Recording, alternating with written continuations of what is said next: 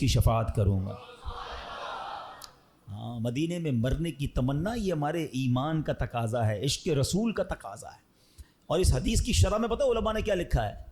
اگر کوئی اس حدیث پر عمل کرنا چاہتا ہے نا تو وہ اپنا بڑھاپا مدینے میں گزارے اور پھر بغیر کسی ضرورت مدینہ پاک سے باہر نہ نکلے۔ میں آج ہی کی بس آپ تھوڑی دیر پہلے کی بات ہے، میرے موبائل بھی میسج ہے، انہوں نے کہا آج مجھے کسی نے بتایا کہ ایک خاتون ہیں جو پاکستان سے گئی ہیں، وہاں پر 32 سال ہو گئے ہیں وہ مدینے سے باہر نہیں نکل رہی ہیں، کہتی ہیں باہر نہیں نکلوں گی کہیں باہر موت نہ آ جائے، مجھے مدینے میں مرنا ہے۔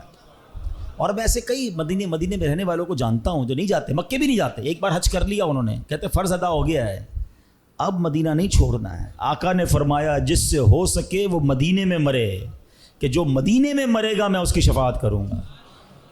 نصیب والوں کو ملتا، مرنا تو ہے، کروں گا، نصیب والوں کو ملتا، مرنا تو ہے ہی، اللہ کرے مدینے کی موت مل جائے، جنت البقیع مل جائے، اور یقین کریں کمال کا قبرستان ہے۔ آپ یقین کریں، مطلب جنہوں نے دیکھا ہے وہ میری بات جلدی سمجھ جائیں گے، جنہوں نے نہیں دیکھا میں دعا کرتا ہوں یا اللہ جمعرات کی رات ہے ہم سب کو مدینے کی حاضری عطا کرے۔ یہ دنیا کا واحد قبرستان ہے جس کو دیکھ کر ڈر نہیں لگتا، مرنے کا جی چاہتا ہے۔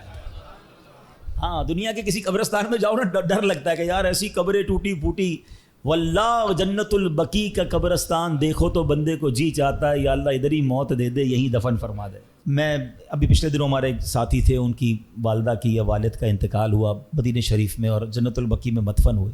میں ان سے ملنے گیا، میں نے کہا مجھے سمجھ نہیں آ رہی آپ سے تعزیت کروں یا مبارکباد پیش کروں، یعنی